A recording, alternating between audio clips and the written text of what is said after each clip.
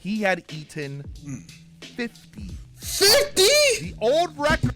Wait, so he doubled the old record, and on top of that, it was within 12 minutes. That's over 4 per minute. All right.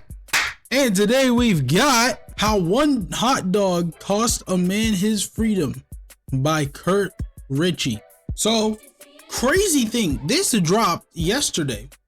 And that was like the second day in a row I was just binge watching CurtRichy's videos. Cause he is a black animation YouTuber, and bro, let me tell you, he was part of my high school, bro. He was part of my high school like rotation. Big time. Big time. I mess with Kurt so heavy. Like, one of my favorite vids was definitely the Why I Don't Want a Hot Wife and the Why I Hate Crushes. And then when and I wasn't there when it dropped, but I eventually saw the Day Zero arc where like the cops got called to like a party of his. Those stories were so great, and I like his videos because they always come with like a lesson at the end or some type of like moral standpoint type of thing. But now he makes these documentary type of videos, and again, crazy, he dropped this while I was binging his joint. So I'm just thinking, you know what, let's go ahead and watch it. So let's go ahead and get right into it. You just witnessed history. It's July 4th, 2010, Independence Day, and you're somewhere out in New York, and suddenly you hear some commotion. 40,000 people exposed, taking pictures, chanting something you can't quite make out. And you see a man being dragged off a stage by police. Now, people getting arrested in New York, that's pretty usual. But this guy's different. It wasn't a random man that jumped a barrier. This man was an American icon, one that had 6-figure deals lined up with national corporations. He made appearances on SNL. The Simpsons even referenced him because what he created was a culture, one that was just a joke before him, that he turned into an international phenomenon. And in one moment, he threw it all away. Money, the legacy, the culture he built, gone. So you gotta ask yourself, to risk all that in front of 40,000 people. There's no way that was actually over. Whatever the reason he did it for, it had to be pretty damn important, right? There's no way a hot dog, it should not be that deep. Going for a glick is not that deep, bro. Come on.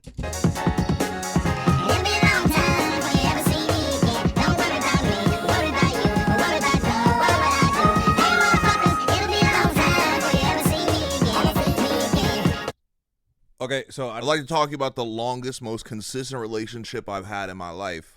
What? Metal Sheet, aka this video sponsored. I was like so confused at first, cause like cause dead ass, his videos have been about relationships in his life. So I'm like, what? We're talking about something else? Just like right before we're talking about how a man like lost everything because of a glizzy, and then he says displayed. I'm like, dang it, he got me again.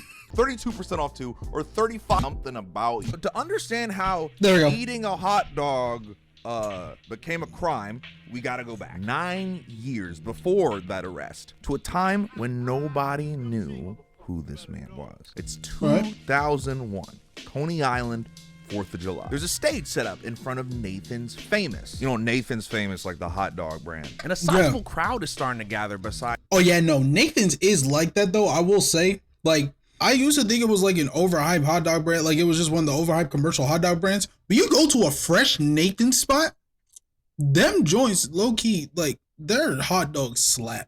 Don't get anything else from it though. I made the mistake of getting a Philly cheesesteak. It's not like it was bad. It's just go to somewhere like Charlie's for a commercial Philly cheese. You know? Some stage they'd set up in front of the Nathans. And on that stage is a long table. And behind it is a row of people, competitors, standing, waiting. And in a hot dog eating contest? Hot dogs. Like a lot of hot. Those are some long ass, hold on. Nah, cause especially this one right here, that's a long ass glick. Like that's a long ass glick. Wow.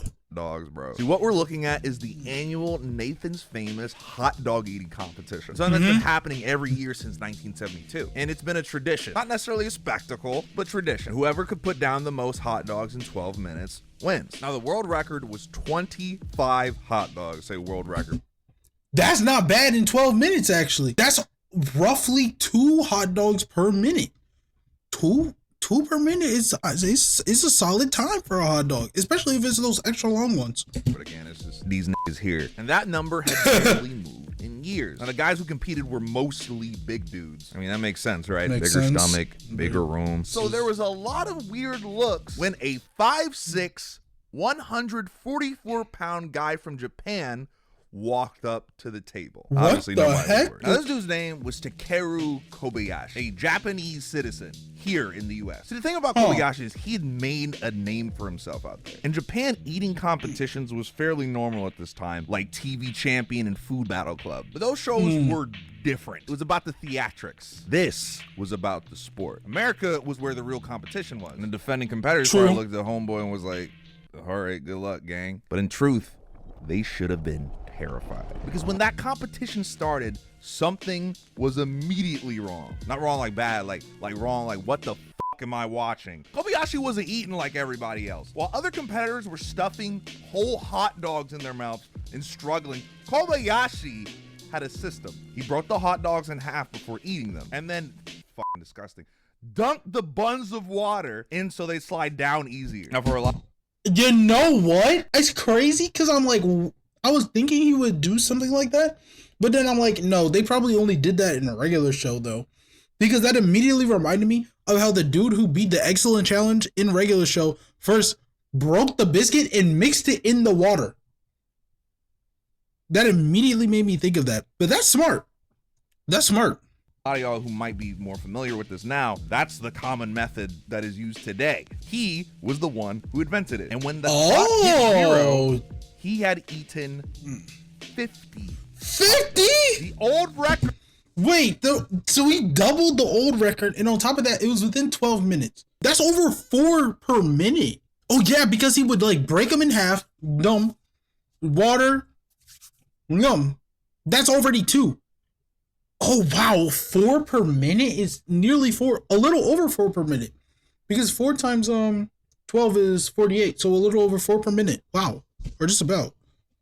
Wow, that's crazy.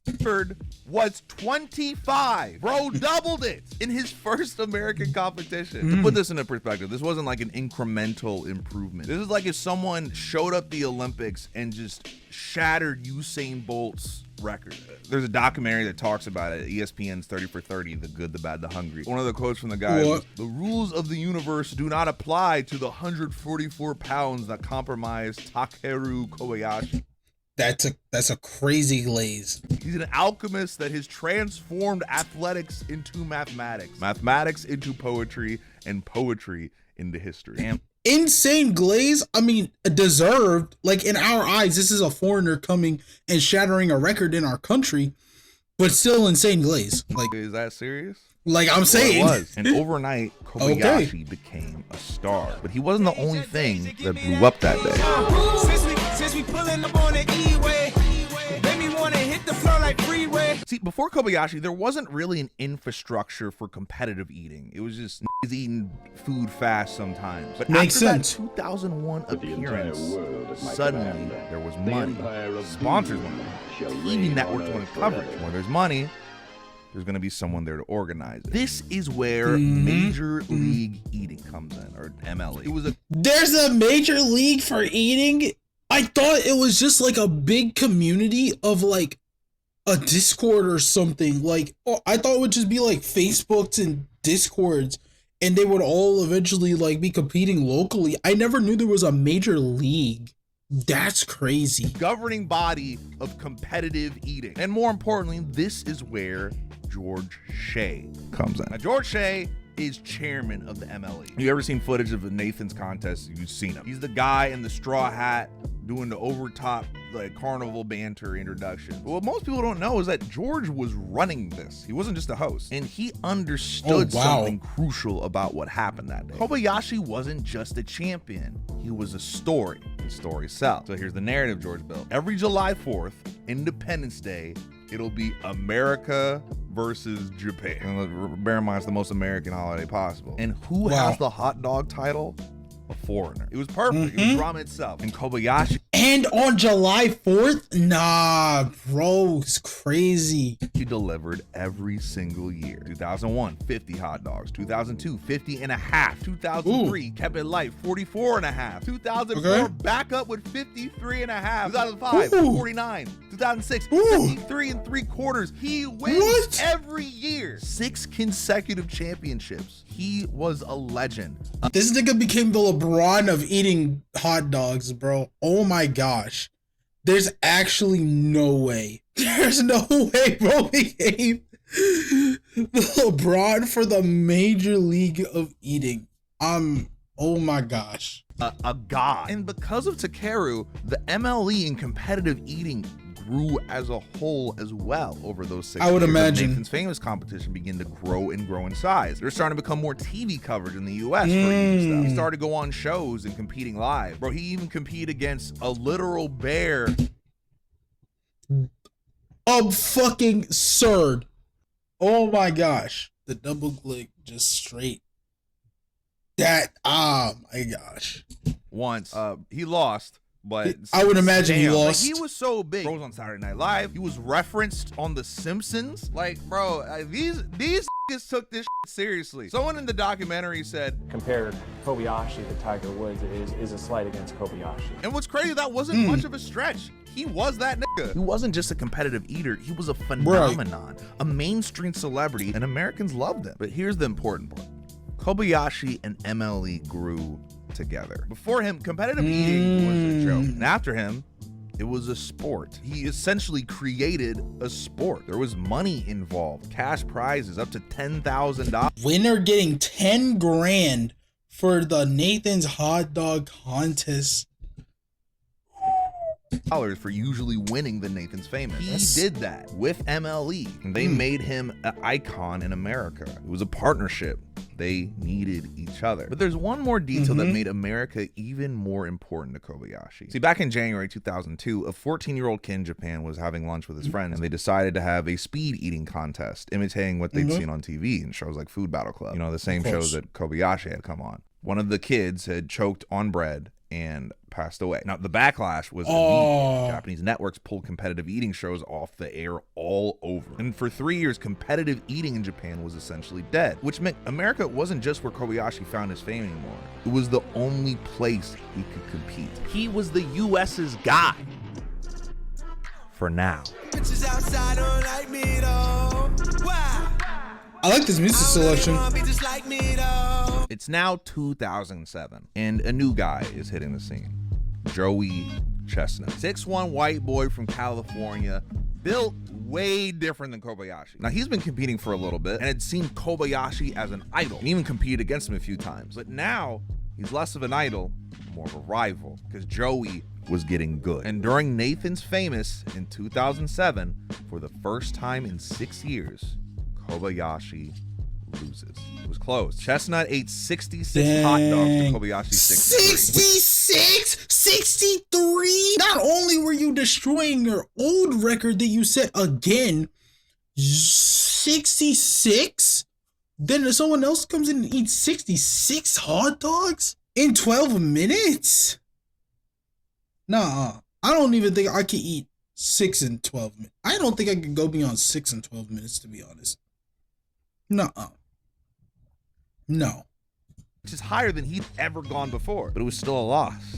Kobayashi's first loss ever. Imagine breaking a world record and still losing. And just like that, the rivalry George Shea had been dreaming about was real. Kobayashi versus Chestnut. Japan versus America. The narratives were writing themselves. This was the golden age of competitive eating. At least that's how it looked like from the outside. See, behind the scenes, things were starting to crack. See that American versus Japan narrative we talked about earlier? It worked. Maybe a little too well. By 2009, Kobayashi said the atmosphere at Nathan's had changed. It wasn't just competitive anymore. It was hostile. The crowds were cheering for an exciting ride. Yeah, that might be a problem.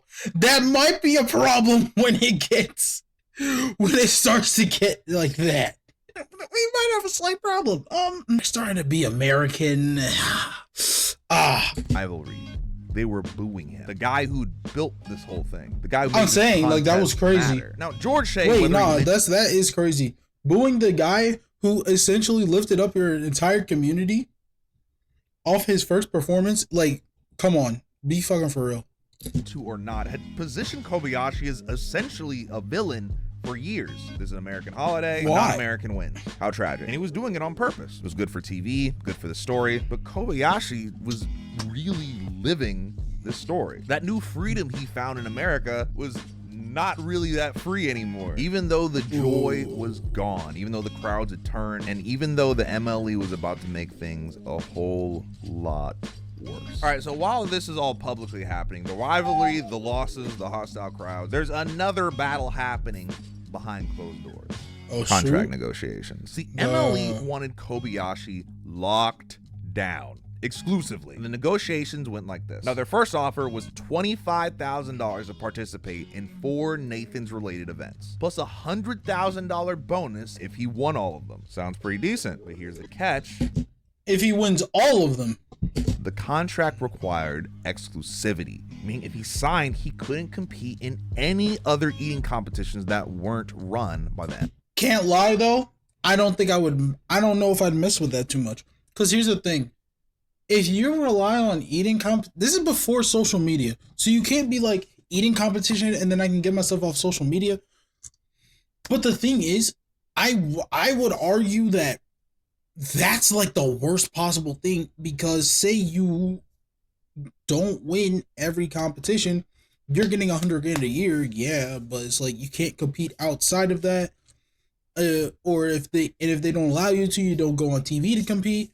You don't go on like a tour to some type of like tour appearance to compete that could further your status. Again, this is before social media, but it's still in the age of influence. Like, it's still in the age of promotion, influence, corporation, build up, all that. That just doesn't seem like the best, especially for something like an eating competition, because eating competitions wouldn't even give that much. At least nowadays, it wouldn't be enough to really live off of for the year. But $25,000 a year around the time they were giving it to him, or $100,000 a year around that time was definitely like fucking amazing. I'd wage to say he was living below or right above 6 figures. Not like 125, but like 110, 105. MLE anywhere in the world ever. I mean, MLE considered it like the NFL. They are a league, right? So you should only compete in our league, and anything do should have our name on it. But Kobayashi just wanted to compete. He wanted to be able to compete in other events too. So the MLE counteroffer, $40,000 for just 2 events. But we need you exclusive. And here's where it gets crazy. Kobayashi really did not want to only exclusively do stuff with MLE. So he said compete at Nathan's for free. No appearance fee, no bonus. Just let him participate without being locked into exclusivity. What a great deal. Yeah, that's a great deal. They said no. Oh, freaking Americans. Like, that's not even Americans. That's just corporations being greedy, bro. Like, seriously, let's say Formula One locks a racer into contract. That racer now only competes in a Formula One event, but they made him only compete in like 1 or 2 events, and it didn't cover costs of a lot of his shit. Let's say his car crash and burns, he survives everything, but the cost from the event can't cover his repairs. But if he competed in other races, he was able to. I don't know if that's how racing actually works. Someone tells me in the comments. But like, it would be like that. It'd be like, on one end, I get it. You want the exclusivity. You want this star a part of your league. On the other end, you need this nigga's trust. You need to work with him. Like, I really don't understand that, you know?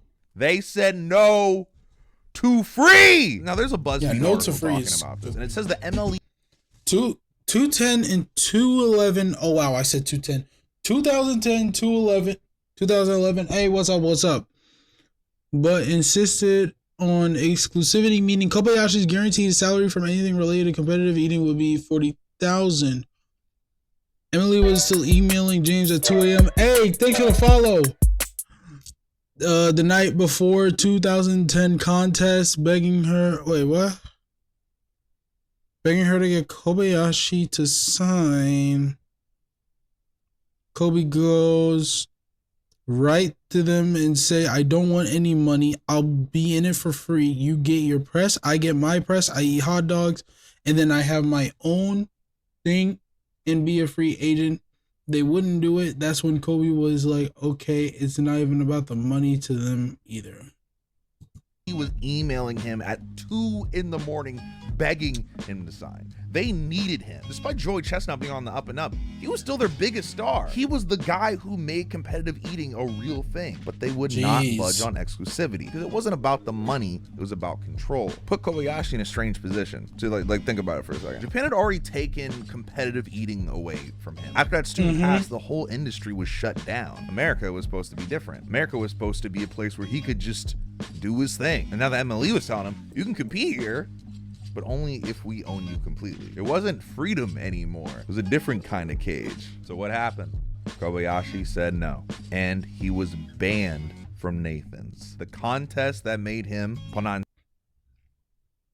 You ban him? You ban the main star? That's like banning LeBron over just not signing to the Lakers again or some shit. Like, what the fuck? Intended famous. In fact, they removed him from their wall of fame. The man who doubled the world record, who put competitive eating on ESPN. This is the man who doubled the world record in his first time, then proceeded to shatter his own record, still lost, but shatter his own record and only lost by what, like 2 hot dogs or 3 hot dogs? On his first loss, got y'all so much money. You made the league in the reason y'all were able to make the league in the first place. Why would you do this? You actual fucking idiots. Oh, at the end of the day, it is still about the money. It's always going to be about the fucking money. Try biting off more than you can fucking chew, bro. ESPN, who made Nathan's an international event, erased like he never existed. So now we're caught up. It's 2010. Kobayashi's banned, erased from history. But that doesn't stop him from coming to the event. Kobayashi comes to the Nathan's Famous competition, not competing, but in the stands, wearing a free Kobe shirt as he sees the sport that he built move on without him. Brings us back to where we started.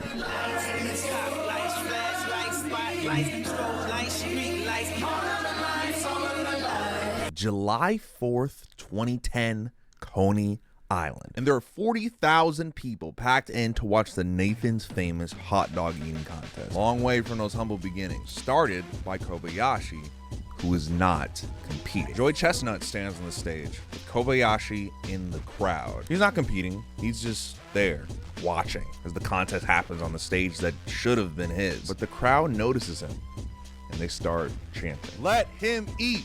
Let him eat! Hey! Let him eat!" 40,000 people chanting for Kobayashi, the guy MLE banned, the guy they erased. Now, eventually, the competition finishes and Joey Chestnut wins, but the crowd is still chanting, "Let him eat!" And something in Kobayashi just snaps. Kobayashi rushes the stage in front of everyone. Security tackles him, police swarm. He's arrested on stage, on camera, on Independence Day. The charges: trespassing, resisting arrest, obstructing governmental administration. Damn. Kobayashi spends the night in jail. And when asked about it later, his only comment was supposedly, "I wish there were hot dogs in jail."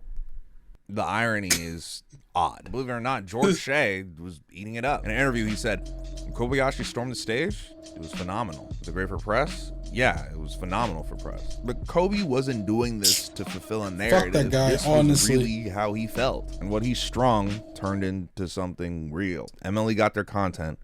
Kobayashi lost his freedom. Everyone played their role, whether they were trying to or not, perfectly. After all that, all the charges against Kobayashi are eventually dismissed. The Rager from the Wall of Fame stayed, and Kobayashi never competed in Nathan's again. Or it wasn't really a ban, per se. According to 30 for 30, MLE kept inviting him back year after year after the incident. The door was technically open. He kept saying no. George Shea believes it's because he wasn't America's darling anymore, and that hurt him. And that was partially true, sure. But I don't think it was the recognition that he missed. Yeah, it was disapproval that he didn't want that was put on by him. Now, Kobayashi didn't stop competing. He did his own events after that. And you'd think that's where the story ends, but it's not. September 2024. 24? Netflix. Unfinished beef. For the first time in 15 years, Kobayashi and Chestnut competed against each other. Both of them at this point banned from Nathan's. At least at some point. Chestnut actually had his own contractual disputes with Nathan. Oh, wow. Chestnut out of 2024 Nathan's hot dog eating contest. Dang. So Joey Chestnut also let... Yo, the MLE gotta fix they shit. Y'all selling. Ironically enough, going through something similar that he did and not being able to compete a year in the Nathan's competition. Chestnut won that competition, 83 hot dogs to Kobayashi 66. But Chestnut says, without Kobayashi, I was never able to hit 80. And after that special, Kobayashi announced his retirement from competitive eating. It's kind of sad. It's not because he lost, because his body was broken. In interviews around his retirement, he talked about what 20 plus years of competitive eating had done to him. I no longer feel hunger. The sensation is just gone. His body doesn't tell him when to eat anymore. He also lost his sense of smell. Brain scan shows concerning changes in how his nervous system processes food. Apparently the areas of his brain responsible for eating, feeling full, and feeling nauseous now all activate at the same time. His wife says he thinks he might be broken. Did Kobayashi ever really find freedom? I don't know.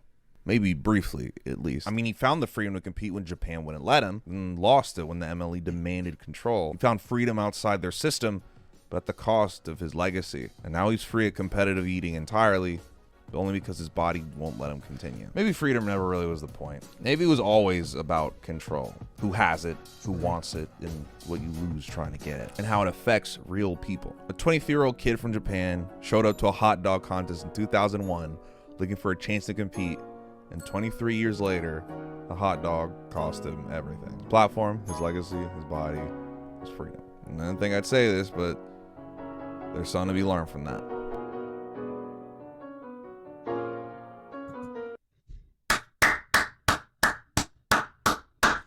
W fucking video, Kurt.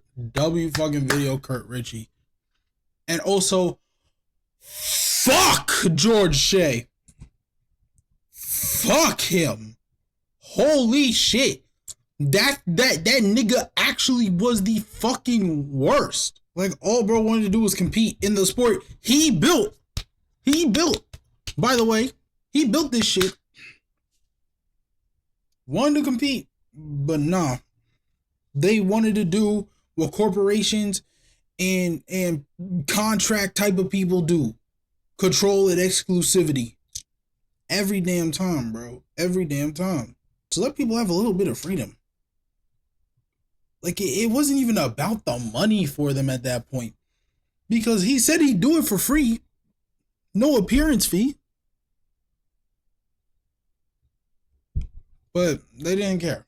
So, now... man. That's sad. That's actually very sad. Oh, man. W video, man. W vid. That is going to be how one hot dog cost a man his freedom. That was actually sadder than I expected it to be. Shout out CurtRichy for that video. Go check out the original link in the description below. Like, subscribe, turn on noties. Share video. Comment. Everything. Bro. Follow my socials. Come over to the Twitch. All that. With that being said, I'll see you guys next time. Peace out. Kick the body once just to be sure. Oh yeah, that's a red dead deputy. Full clip with the red dead weaponry. Go try to still walk with it next to me. Bullets beats out of they hit him with force. Boys ride with no bitch in the back of it. Yeehaw from the burn, I'm smacking it. Put the weed cigar on, I'm packing it. Red shot. Hit him all you see is a red dot.